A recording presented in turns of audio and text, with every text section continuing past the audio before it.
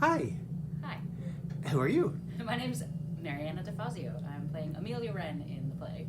And what do you like about this character and the play? Oh, well, the play is just beautiful. I mean, trying to connect with people. I'm a fan of letters and kind of digging up old letters, especially from my own life and people in my family, and reading through them and getting a window into how I was or how other people were in the past. I love that. Amelia's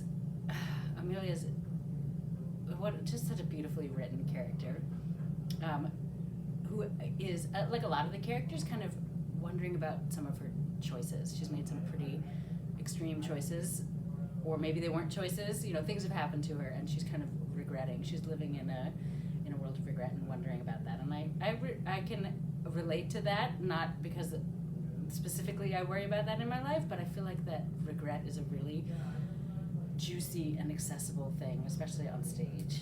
Also, Amelia, a lot of the play is set in Boston, and Amelia is either from Boston or lives there now, and that's where I was raised. So she makes a mention of a suburb of Boston where she's staying, and I know exactly where that is. So I have a direct reference.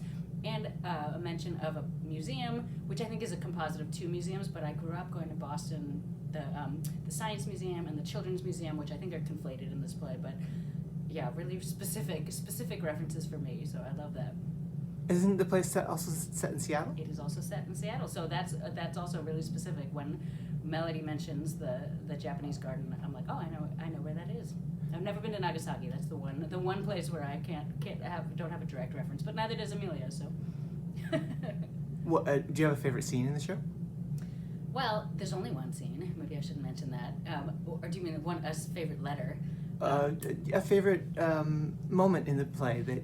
You know what? I really appreciate Suresh's letters when he is challenging Father Hashimoto about the religion, because Suresh is spiritual but not religious, and kind of wondering about how to engage with those topics in a way that doesn't focus on Catholicism or specifically Christianity, just sort of more of a general way. And I feel like those are legitimate questions, and he's like, I'm wondering this, I want to engage, but not in this way. So how else can we engage? And I don't know, I relate to that. I feel like that's a very valid question, and that Father Hashimoto takes that and responds in the ways that he can. I think it's just beautiful.